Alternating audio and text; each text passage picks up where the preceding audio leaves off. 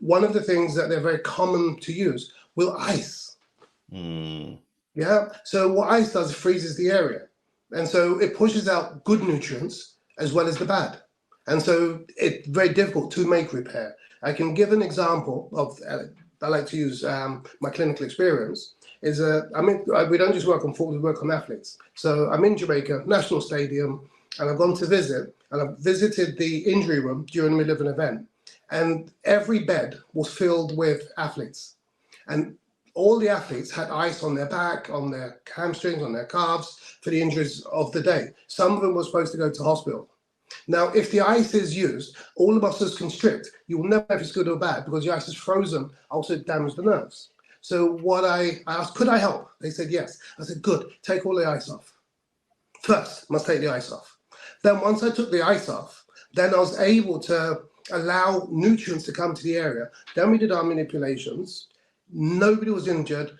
Half of them was able to compete further on during the day, and no one went to hospital. And the first thing I did was just remove the ice. It can show you how damaged it is. They say the ice really should be used within the first 24 hours of injury. So that's when the blood is leaving the blood vessels. You know, trauma, injury, everything expands, blood leaves, goes into the muscle cortex.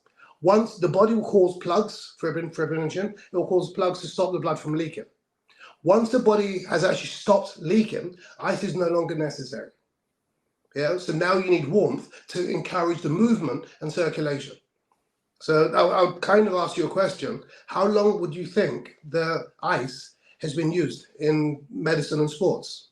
Oh, wow. It's decades. The ice has really been about since we've had a fridge. Before a fridge, there's no ice. So that will give you the length of time ice has been around. We did have ice before, but we had to send ships to Greenland, dig it up, put it in the ground because there were no fridges. Yeah. So when fridges came along, Americans had it first because they had bigger fridges than we did.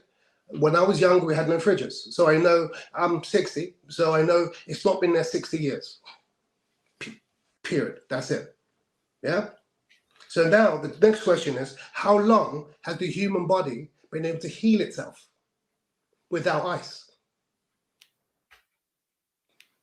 Since time began. Yeah. Okay. So one has a long history, the other one has less than 60 years. Yeah. Okay. So when you used your ice to put on your ankle, what you were doing was actually reducing the blood supply to the ankle, which could lead to more problems. Okay.